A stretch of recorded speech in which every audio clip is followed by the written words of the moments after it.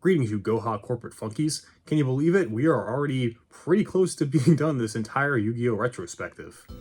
Only 2 series left, and the one we're talking about today is the shortest one, coming in at 92 episodes, barely reaching triple digits. These last 2 series are very different from the usual Yu-Gi-Oh! We've seen so far. For one, we got a new animation studio, Bridge, known of course mainly for Devil Survivor 2, the animation. And now they're tackling Yu-Gi-Oh! The other big change are the duels, not the writing of them, but the literal way you play them. See, one of the biggest problems for Yu-Gi-Oh!, the actual card game, is getting new players into the game, because it's an eternal format. Many cards printed today are very nuanced, have paragraphs of text, and all the summoning mechanics and even the concept of an extra deck can seem intimidating for people outside of the Yu-Gi-Oh! Sphere. Basically, shit is fucked, and obviously adding things like rotations, new rules, or even new restrictions to a game played mostly the same way for over 20 years would just alienate longtime players, which should give you some insight into how long these videos take, because I wrote that line a little bit before they released the Genesis format, so I guess fuck me from the past who wrote that. Bottom line, it's pretty hard to get new players into the Yu-Gi-Oh! Card game for a variety of reasons. So Konami decided, instead of trying to reinvent the card game, just make a new one, kinda, sort of. And so their answer were speed duels, introduced last time, and are now not a thing anymore. Well, at least we have rush duels. Now, I don't really see much difference between speed duels and rush duels. They're kind of the same thing in my mind. One thing I don't get is, why are we making Yu-Gi-Oh! Faster? At least what I hear is the most common complaint of Yu-Gi-Oh! From people outside of the game, is it rarely goes past turn 2. So Konami's answer was to make it faster. I can't really speak on if rush duels are good, because you can't play them outside of Japan and some parts of Korea. Yeah, Konami made this new form of dueling meant to get new players, mostly kids, into the game, and you can get it only in certain Asian countries. Which is weird, but hey, they wanted to test the waters in their home country first before spending money shipping it and translating it. It makes sense. It's been 5 years, still no word if the actual physical card game will leave Japan and some parts of Korea. Man, this testing takes a long time.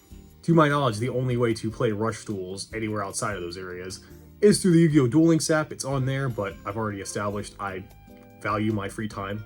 Well, it's a good thing they didn't make some kind of anime whose sole purpose was to sell these rush duel cards and get kids excited about it and get them into it, and then dub it for English audiences and broadcast it in the Americas, advertising a product that they can't buy. Yu-Gi-Oh! 7s. Originally broadcast in 2020, it didn't come here until a few years ago in 2022. It actually ended pretty recently, about last year, 2024, which once again, I want to reiterate, is an anime made to sell a product broadcast in a country where you cannot buy the product. How do people still like Konami? Anyway, like Vrains, I got nothing to say about this show. I know nothing about it. In 2022, I was mainly busy playing a bunch of Mega Man games. I guess like Zexel, in a way, this show tries to do things completely opposite of its predecessor. Where Vrains had more mature characters, late teens to adults, here we have the youngest cast of characters by far out of all the Yu-Gi-Ohs, all of them being in elementary school. These are literal babies. Never has me calling Yu-Gi-Oh! A children's card game been more relevant than now. Of course, being a show about children, I'm unable to put a waifu up here. Like seriously, there's no adult characters in this entire show. And I already did the greatest hits in Zexel, so instead, I decided to put up here Yu-Gi-Oh! Cards I think are neat. It's a fucking burger. The world and characters are also more vibrant and colorful, and definitely the thing you will notice the most is the tone of this show, because it goes in a direction no other Yu-Gi-Oh! Does, and instead of explaining it, I'll just show you. Let's rush on into the penultimate series of this retrospective, Yu-Gi-Oh! 7s. The 8th series, technically, if you count the Toei anime. Before we begin, there's the theme song. It's the worst one. Yes, worse than Vrains. Similar to it, it's an instrumental score, there's no lyrics. But at least Vrains' intro sounded like a song used to represent a piece of media. This sounds like background music.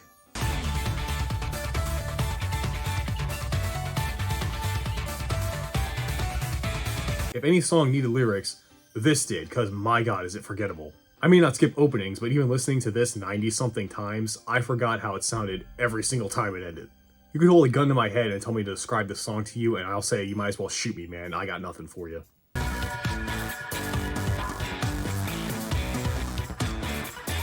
To me, it doesn't sound like a theme song. I mean, I just brought it up. It more sounds like background music in a Mega Man Battle Network game, not a theme song meant to hype you up for some children's card games. Now all of a sudden chilling out with the crew in the schoolyard doesn't sound so bad, does it? Anyway, our series begins proper being introduced to our protagon for the evening, Yugioh, who we see is in the middle of trying to hack into his duel disk to upload a code, but does not do it in time and gets his 5th penalty on his duel account.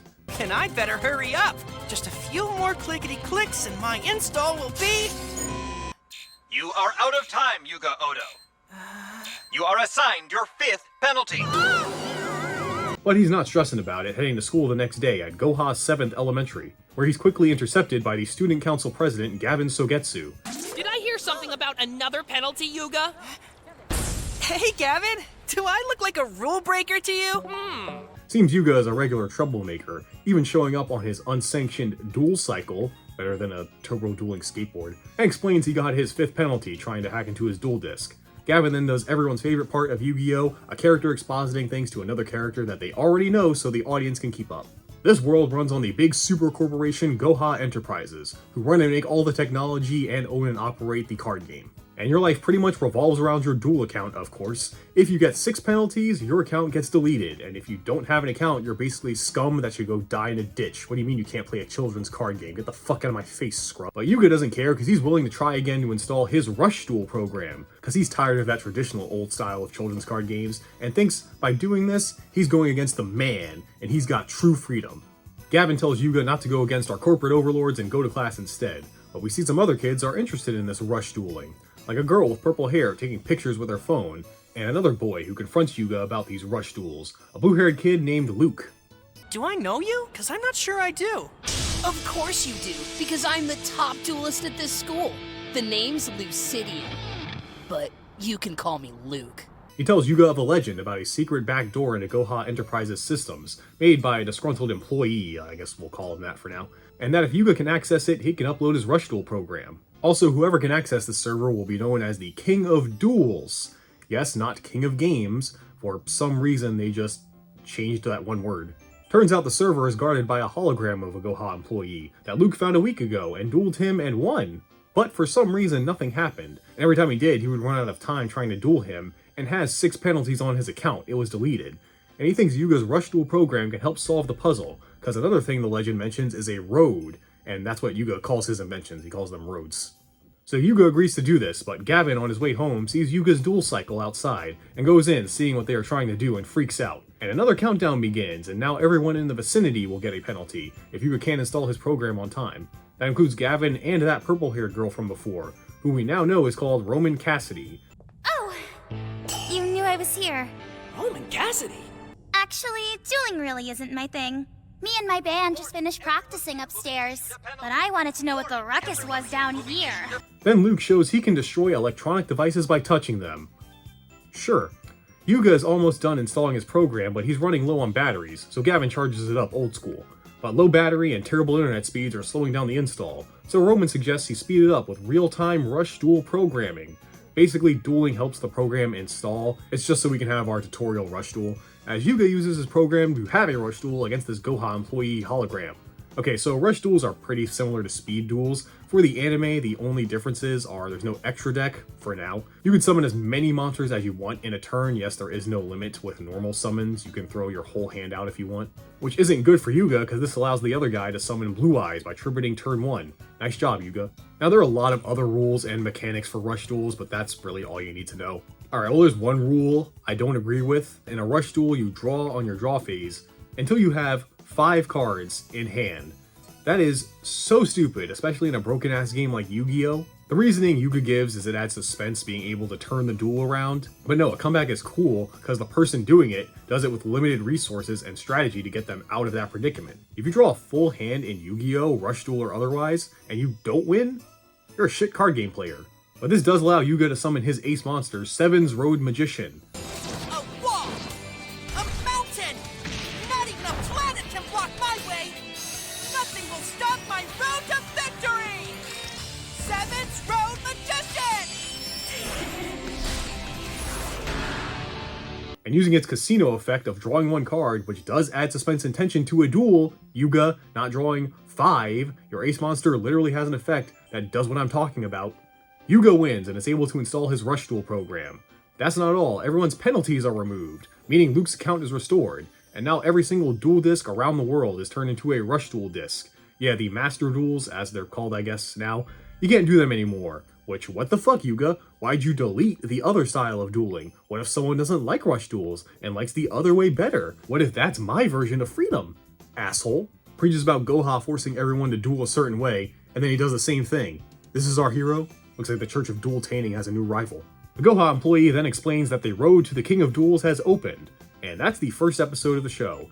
It's fine. It's weird, I kinda can't judge it the same as other series, because of how different this show is. But it gets the job done, establishes the world are made for enough. What Yugioh and by extension Luke wants to do, it's okay. I will say the pacing is fast. I guess it's also rush anime. Not that it goes so fast I can't keep up. Just compared to the last two series, it's crazy how quickly they spouted exposition character stuff and fit one duel all in one episode in 22 minutes, when every other series since 5Ds needed at least 2. I'll talk more about the show later, because the next 3 episodes delve into Yugioh's companions a bit more individually. The next one focuses on Luke, as we see that door led to nowhere, and disappears.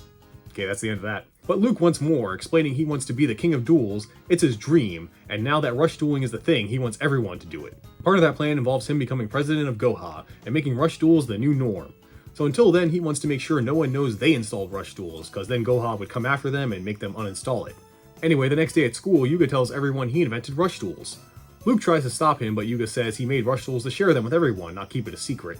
So Roman says they should settle their disagreement in a rush duel. Some kids try to record the duel, but Luke uses his powers again to deactivate all the electronics. Yugioh explaining this is called the Pauli effect. There was a theoretical physicist named Wolfgang Pauli. Whenever he was near any machine or electronic device, it would suddenly malfunction.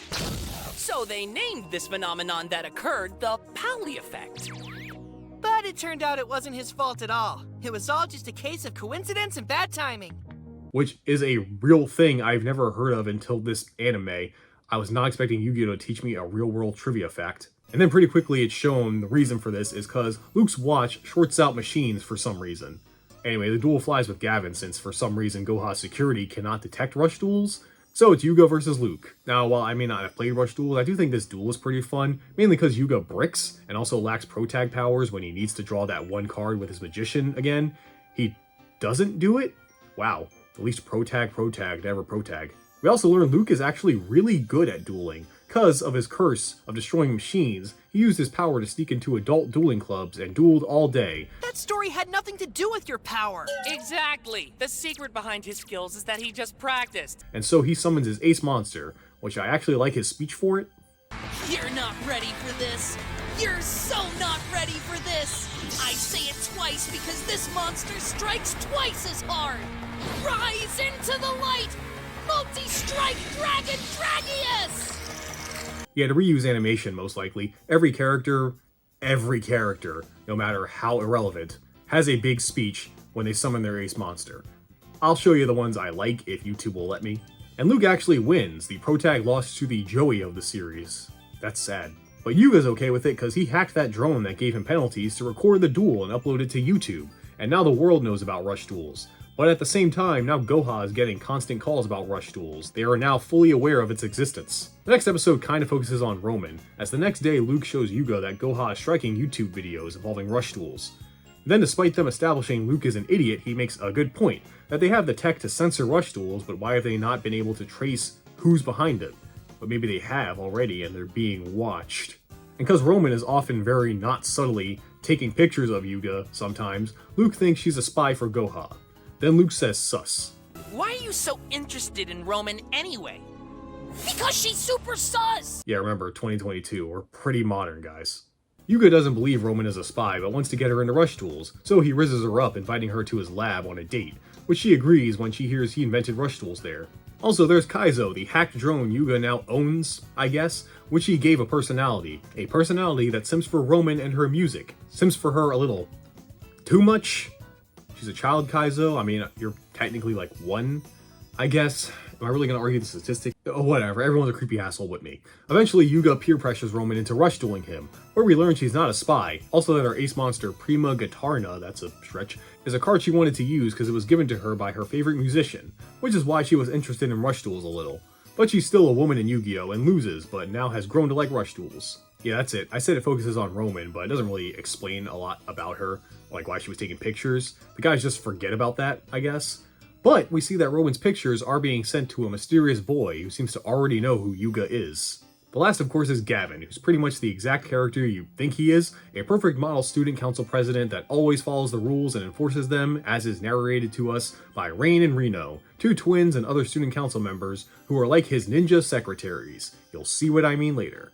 But his perfection is being threatened ever since getting involved with those other three delinquents and rush duels, so Rain and Reno convince him that they're bad eggs and he should get rid of them. So when Yuga comes to Gavin to make rush duels allowed at school, Gavin says no, so Yuga of course says they should settle it in a rush duel. With Luke adding the condition Gavin has to resign, because Luke thinks if Gavin goes, he can be president of the student council, rule the school, it'll be president of Goha, it's a whole thing. And then me and my army, I mean student council, can order everyone to play rush duels during school, after school, and for homework. And that's only the start.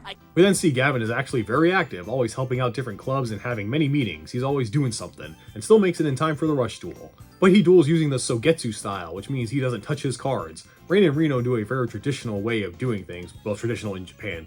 I will duel against you using my own hands. Behold!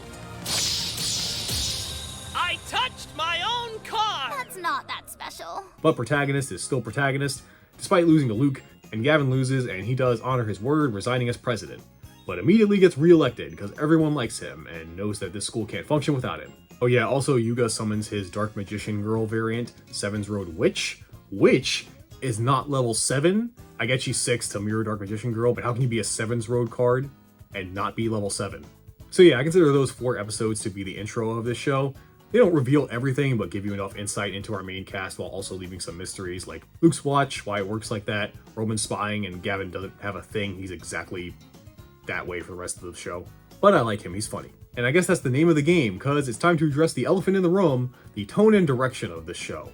If you watch Yu-Gi-Oh! For melodrama, ancient magic, defeating the devil with the power of friendship, with a random dark twist thrown in there every now and then, you're not gonna get any of that here. Cause look, in the past you could argue that Yu-Gi-Oh! Shows, despite being for kids, having so much death, dark backstories, and some mature themes, it can be enjoyed by adults, cause those are things we can appreciate. Yu-Gi-Oh! 7 is a kid's show. It is made for children, it is the most lighthearted Yu-Gi-Oh! Show, there is no contest, no argument, and the main reason for that is that this is a comedy.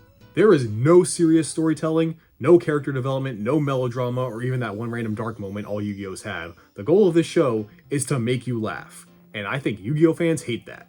Well, I assume based on some of the comments you guys have made on this show sometimes whenever it was brought up, and let me tell you, I like Yu-Gi-Oh! 7s.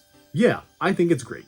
I don't know, maybe it's because of Arc 5 and Reigns, but a comedy series that does not take itself seriously at all is such a nice change of pace from usual Yu-Gi-Ohs. I welcome this with open arms. Also mainly because I think the show is funny. I probably showed some clips of my favorite jokes already and will continue to do so from time to time from certain episodes. I think the fast pace of the episodes is one of the reasons, because one joke doesn't land, then they just move on to the next one. You already forgot about it. And not to mention, since I'm not into rush duels personally, since they are so fast, they can do them in an episode at a decent pace, not being interrupted by exposition like the last one. Instead, they take the usual Yamchas on the sidelines and actually give them stuff to do, usually some comedy bit, which is way better than them just giving us the obvious play-by-play, which we're already seeing. Which they still do sometimes, because this is a kid's show meant for people who don't know Yu-Gi-Oh!, so they gotta explain some stuff. But with Rush Duels, it makes sense considering it's an entirely new format and a lot of people are brand new to it, especially Roman. So yeah, I don't see a problem with any of this. I think you all are just haters, cause it's not the Yu-Gi-Oh! You're used to. But this is a new kind of dueling, a new kind of studio, new generation watching this. You gotta evolve and change with the times, man. If you wanna watch old Yu-Gi-Oh!, well, there are 6 series for you, give any of those a shot. Now, I don't see this as a negative personally, but I do think one criticism I guess people would have against this is the actual structure of the storytelling. Because with this being a comedy, it's a lot more episodic than usual Yu-Gi-Ohs. There are barely, if any, 2-parters, but episodes do lead into each other, because there's always an overarching plot in the background. It's kind of written like how certain Western animated shows are now, if you know what I mean, where the overall content of an episode focuses on something that does not matter and is usually for jokes, but somewhere in there, usually at the end, you know, they'll reveal some big plot point or revelation that progresses that overarching story, or something from one episode that seemed completely insignificant just comes back later and is the most important thing in the world. Like in the next episode where the newspaper club makes up some bad press about rush duels because they're trying to use clickbait to sell papers, so Luke duels the head of them, who is named Scoop, of course, beats them, and that's the episode. The only thing that progresses any sense of a plot in that is that Goha is still investigating rush duels by taking down YouTube videos. So all that is to say, I will be talking about every episode, cause a lot of these characters do come back and have bigger roles later. And trust me, you're gonna have to pay attention because a lot of times a minor thing I might even just mention like in a throwaway line myself matters massively later. It happens a lot. So as I go on, my descriptions of these episodes won't be as in-depth as the first 4, because a lot of them, nothing really happens. I don't think the structure's that big a deal. I prefer episodic styles like this. Remember I said it was my favorite type in the first season of GX, but I can acknowledge some people more used to how Yu-Gi-Oh! Tells its story can find this off-putting. You're just wrong. Finally, after all that, let's continue on to another episode where very little happens. Yuga's favorite ramen place is shutting down because this new high-tech restaurant uses smart, faster AI to serve its noodles. I thought we were done with this after Reigns. Also too real today. Then some rando named Sabu Ramen comes to experience the store's last ramen, but Yuga wants it, so they rush duel. Yuga wins, but Luke eats the bowl. But the owner becomes inspired by the rush duel, I guess, and decides to continue business. And the news of his good food and atmosphere is enough to get people to come and support local businesses, despite shiny new AI that normies think is good because it replaces jobs simply because it's faster. One time I wish real life was more like Yu-Gi-Oh! And this does progress the plot a bit, as Yuga takes Sabu to see the relic, only to see it's completely vanished. But how? Not our problem. What is that Goha has finally figured out Yuga was the one who installed rush tools into their system.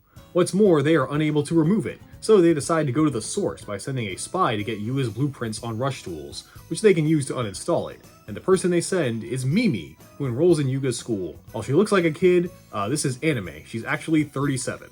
I look so totally young for my age that everyone treats me like a kid, even though I'm like 37 years old. That is so bogus. And I don't know how it was in Japanese, but because she's older to reflect that in the dub, she talks like a 90s Valley girl. I kid you not, you four are like the coolest thing since BMX. And it'll be so gnarly if I could, chill with y'all. Is that fly with you? I'm not sure what you said. I'm sure some of you find that annoying, but I love Totally Spies, so this doesn't bother me. Latest state-of-the-art video cassette recorder. Thank you. I can add this machine to my obsolete technology collection. Eventually she befriends Yuga despite everyone else thinking she's suspicious, and they do catch her trying to steal the notebook, but then, through some contrivances I'm not going to explain, because Yuga's such a nice guy, they rush duel, and if Mimi loses, she gets the notebook.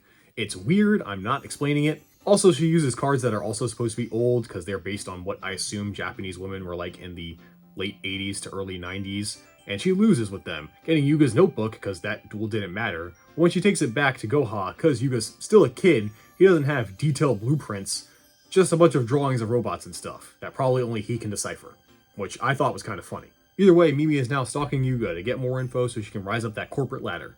Alright, then the next episode does exactly what I was afraid of, have a callback to what I thought was a one-off joke at a time, and I didn't mention it because even I forgot writing this. Cause in this episode, Luke duels Yash, the Destroyer, who is actually some pussy kid who wants to be tougher and dependable like his mom or something. And the reason he's dueling Luke is cause in that episode with the newspaper club, he had an advice column in the newspaper, Yash wrote to it, and Luke gave him terrible advice. Luke wins, but the big shock of the episode isn't surprising continuity, it's that Yash's mom is Mimi. Yes, she has a kid. And before you ask, no, we never see or hear about the baby daddy. I don't even know if she is married, and I don't want to meet the guy that's attracted to her. The next episode, a rumored dinosaur is seen in town, so Yuga and Luke team up with the dinosaur club to find it. A rush duel happens because they're in it for the money, and it turns out it was one of Yuga's crazy inventions the whole time. Afterwards, they take the dino kids to the place the relic was, and they find some strange symbols. But no time for that because Roman is having a concert with her band, Roa and Roman. Roa is the headliner of their act, and also Roman's cousin, and she invites the boys to the concert, where Yuga surprises her with a rush dueling guitar, but she doesn't look too happy about it. That's because Roman was tricking them all along. She was, indeed, sus. I feel like I make sus work, right? I'm not too old. I hope. That's right, when the concert starts, though also Mimi is there, our running joke is she loves the band. She's a stan. Roa comes out, and instead turns this into a mini rush dueling tournament. claiming he wants to rename Rush Duels to reflect him and is blackmailing Roman by saying he'll expose her secret if she didn't cooperate with him. The boys are shocked at Girl's betrayal, and first is Luke versus the bassist Toombs, who plays mind games with Luke, scaring him to get him to play worse. But Luke is stupid, and that helps him win. We do find out during this duel, though, that the legend Luke knew about that led Yugioh to the relic was told to him by Roman, putting it in his head via sleep suggestion, and that the one who originally knew about it was Roa. Next is Gavin versus Roman. She's dueling against them, and she's acting very aloof, and Gavin thinks she's feeling guilt. But no, she's actually hungry, or hangry, because Roa made sure there was no food around in the green room, because when Roman gets hangry, well, you don't want to be around her, and she wins. But luckily, Yugioh added a snack machine to her dual guitar for her, because Yugioh figured she'd like it. Also, it's revealed Yugioh the whole time figured Roman was some kind of spy, and is not surprised by any of this. Oh yeah, also Sabu Ramen randomly shows up, like seriously, there's no reason, he's just here, and he's now traveling with a cowboy and some girl in a kimono. I want you to understand, this show is not to be taken seriously. Like, whenever I bring stuff up like that, you should just nod and smile, okay? The next duel is barely a duel, it's a lot of talking, because to break the tie, it's Yugioh versus Roa. But here's where we see Roa's true plan revealed, cause he claims Yugioh is using an illegal card, Seven's Road Magician, cause he got it years ago from the same guy who they saw in the relic. Young Yugioh was at a dueling tournament when this guy showed up and got disqualified for using an illegal card, and then gave Yugioh that card, trusting him to find a road to the future or whatever. And Roa plans to get Yugioh banned for using an illegal card, cause the man made it himself, it's original, and shouldn't be in Goha's database. That's when Mimi cuts in as a Goha employee. Yeah, Mimi's still keeping it a secret that she's a member of Goha. We also learn her official title. She is number 6 in the Goha hexagon, as they call it. And she says it can't be illegal because Goha systems recognize it, but when she searches the database, it can't be found. And the rules state if Yugioh uses an illegal card, he must face penalty. And yes, use, not play, so even him drawing it, he's screwed. And while everyone starts doubting him, Luke is the first one to say Yugioh wouldn't cheat like that, because he loves Rush Duels, and you wouldn't cheat at what you love. And despite everyone else freaking out trying to find a way to help Yugioh, he seems pretty chill, despite Roa using cards to make sure that he does draw it. Yugioh eventually finds Seven Roads Magician, but when that happens, out of nowhere, the relic shows up. That's because if you remember those symbols Yugioh found with the Dinosaur Club, well, they analyzed them and found that they led to this stadium, which is the main reason Yugioh came on a full moon again. The Goha employee appeared, and finally tells us his name. It's Otis. My name is Otis. Not the name I was expecting, but alright. Then Yash shows up with the newspaper club. All the jobbers are here, and they found a videotape of the tournament Yugioh was at, where Otis was disqualified because he was a Goha employee and it was a Goha-sponsored tournament, so he couldn't enter. Also, the characters are surprised to find out he's a Goha employee, even though that's a thing we know already. Luke said that back in the first episode. Also, he's dressed like one. Anyway, Otis said he kept records of the 7 road cards and gets them uploaded to the database. That's when Roman notices in the video behind Yugioh is a young Roa. He was there too. And Yugioh figures out that he didn't do all this to take over Rush Duels, but to get Otis to show up. That's because Roa wanted to ask Otis why he gave the card to Yugioh and not him. Because after that moment, Roa got depressed and decided to put himself into the music. But later, when hearing about the relic and the legend, he concocted this whole plan, because he wanted to be the king of duels. So Yugioh says, let's just settle it now by finishing the duel. Winner becomes the king of duels or whatever. But Yugioh is the chosen one and wins the duel. After that, Goha shows up to take the relic, so Otis skedaddles, but before leaving tells Yugioh to find the key to open the door to a new world, so he can become the king of duels. It's weird not saying games. And after all that, another day the boys ask Roman what this secret was Roa was using. She doesn't want to say it, but Yugioh already knows. She's tone deaf, but she's a musician. That's it. I told you, don't take this show seriously at all. The next episode, Luke has not forgiven Roman for spying on all of them, so to get him to listen to her, Yugioh suggests she make him some curry, because the one thing the two have in common is they love food. One problem, Roman has that typical trope in anime of a girl that can't cook, so Gavin, Rain, and Reno help her. Yugioh meanwhile is chasing Kaizo, who he strapped to his bike, and is now dueling some Goha robots. Activating Super Robo Mode! Super Robo Kaizo is ultra tremendous. It's crazy to think watching this that the last show had mass kidnapping, kids being mentally and physically tortured. To this, I like it though. And this episode, I think, shows the comedy chops of this series, not just by the voice actors. I think the dub cast do a great job, especially Gavin's Barrett Letty. The way he delivers some lines just gets laughs out of me out of nowhere. All right then, let's get cooking.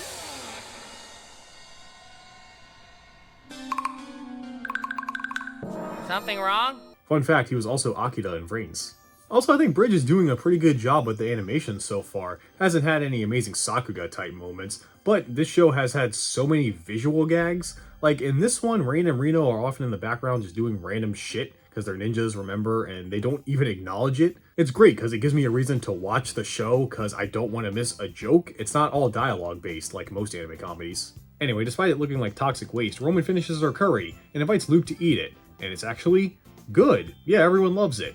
But it also is combustible and explodes, ruining Roa's apartment, which she was using to cook in. Very cartoony ending.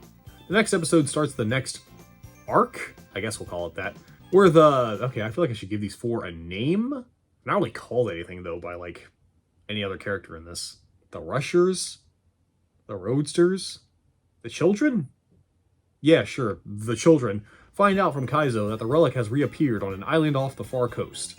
So they have to hitch a ride on a fishing boat, but turns out it's actually for Goha Aquatic Elementary. Yuga duels a guy with over-designed eyebrows, and they all find out they've been got, because there is no island out there. Kaizo tricked them, but it's not actually Kaizo. During that duel he had with the Goha bots in the last episode, someone hacked him and replaced him in his body. The real Kaizo is still stuck in Yuga's duel cycle, the seat specifically. So Fishbrows takes the children back to the mainland, where they see the fake Kaizo go into the AI ramen restaurant. They try to get in, but can't because they're children and have no money, but luckily Mimi came to eat and gets them in. But Luke eats way too much, like way too much, for anyone to cover, and he ditches them.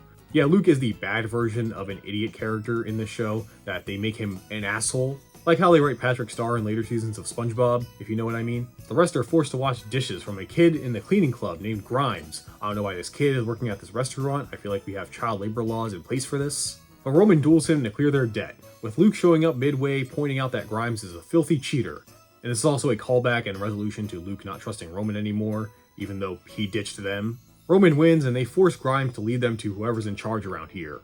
And that's when they meet the boy who hacked Kaizo, a high-up Goha employee, Nail Sayonji. It's locked! It's a pleasure to meet you all. Welcome to my sanctuary. He is a dueling genius and is the Discord mod for Goha, monitoring all the duels in the system, making sure everything is running smoothly. And it was, until Otis arrived and told him about these new rush duels being installed. Nail tried to delete them but could not figure out how. That's when he found out about Otis and how he inspired Yuga to make rush duels. So he lured them here so he can learn more about Yuga, and shows that he has Kaizo's data. But he won't give it back so easily. They have to duel for it, of course, against Nail's Heavenly Kings, or whatever he calls them. But there's a twist. This is a team battle. If anyone on the children's team loses a duel, they will get a penalty on all of their accounts, and 6 penalties means no more dueling. But to save Kaizo, Yuga accepts. The first guy is a creepy furry that Luke duels and beats. Then Nail sends them away, saying he'll call on them for the next duel. And another day we see that duel happen, as Nail just kidnaps the children at any time, anywhere that he wants the next duel to start. Kinda like whooping in the hit show Totally Spies. That's 2 Totally Spies references in one video. I'm on a roll, baby. Fuck yeah. The boys are teleported and see the next duelist is Tyler Getz, the drummer for Roa and Roman's band. Why he's helping Nail is because he's always been a background character, and always got the short end of the stick when it comes to Roa, and now he wants the spotlight.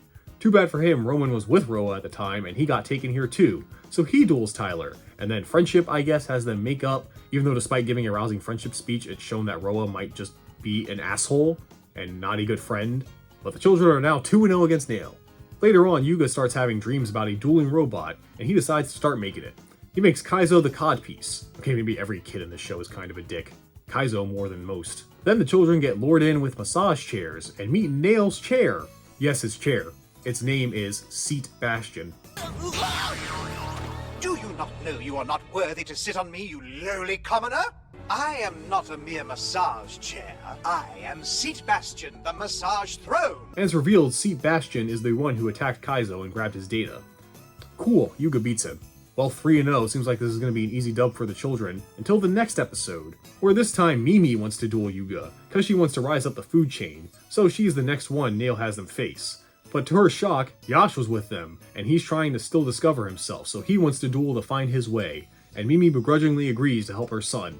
Okay, low-key, Mimi is probably the best character in this show. She's mostly treated as a joke, but throughout the series, we see when it comes to the children, she's usually there to help them and always offer advice. And despite her goal of getting promotion, which keeps her from being their ally full-time, she does at least know right from wrong and won't compromise her morals, especially when helping her son, like here, where she duels seriously, not holding back even though she wants to, but she's doing it to help him. She works from day to night to day again, each and every day, but she still makes time to cook my favorite Frankfurter fettuccine every night. Turns out the real heroes in Yu-Gi-Oh! Weren't ancient Egyptian pharaohs, but the moms. Call yours today. Or have an awkward silence at dinner, however you show your affection. Anyway, despite my praise for the character, as a duelist, Mimi is not great and loses. But during the duel, it is revealed to everyone that Mimi is Goha 6 and that she's an adult, and Yasha's mom. Also, to their shock, they get a penalty on their accounts. Not just them, but also a lot of the other jobbers associated with them. Nail then reveals he considers any of their friends to be on Yuga's team, and it's not just the 4 children. And Mimi is technically their friend, so no matter if Yasha or Mimi won, they would have gotten a penalty either way. And now they see it's not just them that will pay if they lose. Later, they inform all their friends about this, and they all agree to help the children. But then Nail whisks them away for the next duel, and Sabu Ramen gets dragged along too. Down there they meet. Actually, your ally! Your super special ally! With a heart this pure, I can help you for sure! I'm the mysterious M. That's Mimi, right? Who else can it be? Again, I just think it's funny. This mysterious M tells the children to find the Gate of Curiosity, and through that they will find the Nexus, and that's where Nail is. But first they gotta find their opponent. So down in the sewers or wherever they are, they see a ramen shop. So of course Sabu Ramen wants some, and inside they meet a strange girl.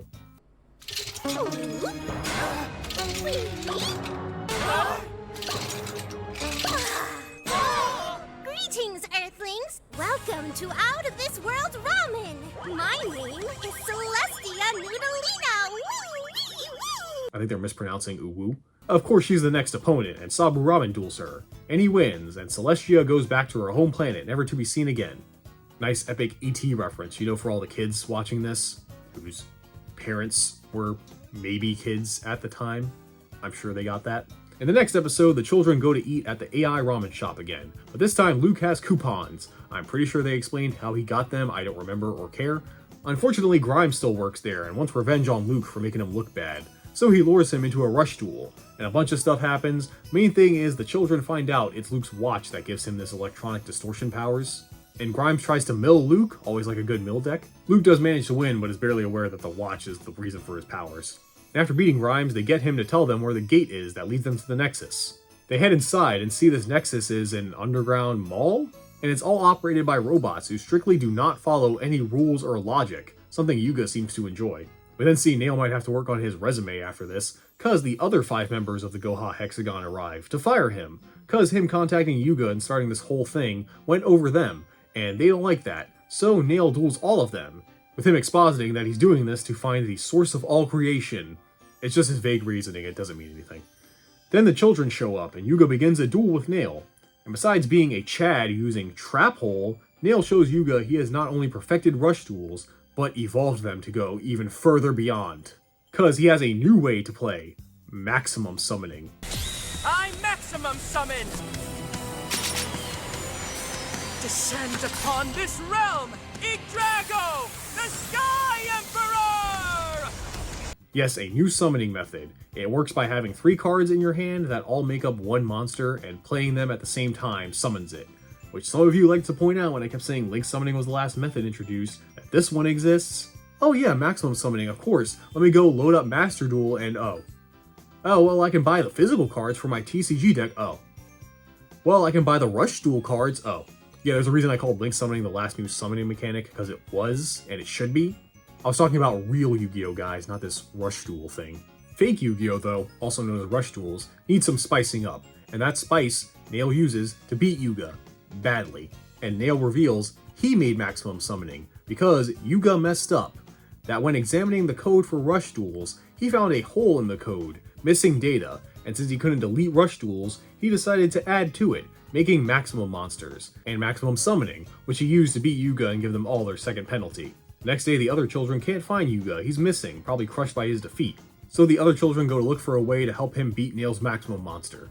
Turns out Yuga is at Roa's place, and he's feeling salty about his loss, but reveals that gap in his code wasn't a mistake. He left it there on purpose so someone would find it and improve on his rush duels. He just didn't think someone would use it against him. Not to mention, he usually doesn't care if he wins or loses, but for some reason this loss is really getting to him. That's when Roa gives him the business, saying of course he hates losing, everyone wants to win, and it is about winning or losing, but what you do after you lose and how you respond to it. Based advice, honestly. And how the children respond is by finding Otis, who shows up as the three want his help to defeat maximum summoning. He says he will duel them to help them find an answer, but because Otis is considered an ally of Yuga technically, no matter who wins or loses, they will get 3 more penalties. They of course agree, they don't care, they want to help their friend. And all of them win their duel against the hologram Otis's, and he doesn't really give them advice, but with his words and through the duel, they do come up with a plan. That's when they find Yuga back at his lab, and tell him their plan, which he's shocked to hear, but they all will do anything to help, so he agrees and they go set it in motion. And help with their research, I guess, they head to Goha headquarters, because inside is the Dueling Museum, where we get more references and continuity than any other Yu-Gi-Oh series so far. Dueling started out as a simple card game, but in order to make it a more interactive experience, various technologies were introduced. Whoa. So this is how Solid Vision got started. Yeah, but is it real Solid Vision, like the Leo Corporation? I think not. Nail of course shows up to taunt them about having 5 penalties, and that they should just give up, but Yuga wants that salty run back to Nail's shock, but he agrees. Since Yuga is about to become history, a museum is the perfect location. Okay, that line went way too hard for no reason. And Nail wastes no time summoning his maximum monster, which looked way cooler when it was in shadow. But Yuga is not worried this time, because he reveals he has a way to get his own maximum monster, which should be impossible because Nail is the only one who has one. But we see the plan the children came up with, that the ID cards in Duel Discs are exactly the same as the cards they duel with, so Luke, Roman, and Gavin want Yuga to overwrite theirs, making his own maximum cards, but they will lose their accounts in the process. Yuga didn't want to do this, but they all want to help of course, because if Yuga can't beat Nail, then Rush Duels will go too, so they have to try something. So Yuga during the duel does some real-time programming to turn their IDs into maximum cards. And man, how do you look at this scene and not think it's Yu-Gi-Oh? Protagonist's friends made a huge sacrifice to help him win a children's card game, while the antagonist is flabbergasted at this friendship on display. He doesn't understand it. This is peak children's card game anime, people. And add to it, Yuga's duel disc can't handle all this friendship and maximum energy, and is about to destroy itself. But Kaizo steps up in the seat, sacrificing himself to help charge Yuga's duel disc with more power, using his memory, because if Yuga wins, he can get all of his data back. And with this friendship, Yuga summons his own maximum monster, a Megazord. Cool. Nothing will block my way, not confusion, pain, or sadness. With dreams And courage and friendship, We'll load our road to victory! Supreme Machine Magnum Overlord! And I will say this duel is good. Most of the rush duels have been rushed, admittedly, my least favorite part. Because while they are technically faster than a master duel, I guess, the actual monsters and effects are kind of meh. I guess because it's the beginning of the format, they didn't want to have the crazy effects we have now in Yu-Gi-Oh! So I am glad it's not solely explaining card effects, but the actual strategies used are, you know, a character summons a monster and then the other character summons a bigger monster, or they power up their monster with like another card to be stronger, and the other guy's big monster, which yeah, old Yu-Gi-Oh! Did that too, but at least their duels had strategies or weird rules to make them interesting. The only thing keeping me watching the duels are the jokes, which do get some chuckles from me. But this duel ain't no laughing matter, as Yuga needs everyone to lend him his energy, as he shows Nail everyone's love for rush duels. Because the duel is being broadcast and seen across town, and every jobber decides to put their faith in Yuya, making them all his allies, and everyone gets 5 penalties on their account, which Nail just cannot believe. And with friendship and Power Ranger Zords, Yuga is able to beat Nail. And as promised, he gives them Kaizo back, who immediately starts simping for Roman again, which technically he's younger, so I guess Roman is the creep here. How does this work? Who do we cancel?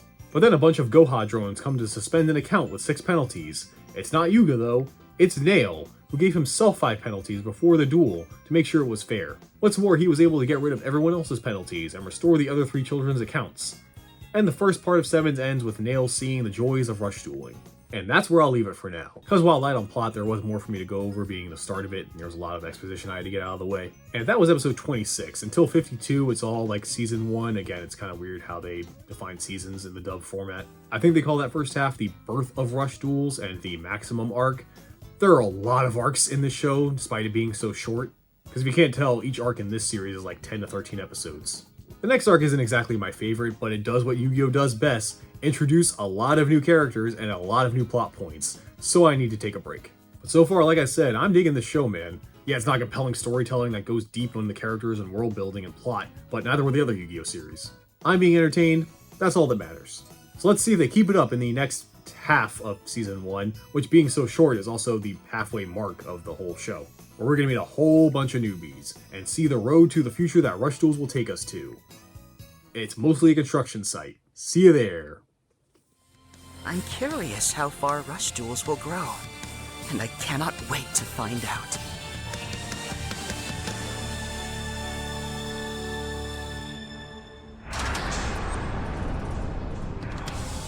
Nail failed. We won't.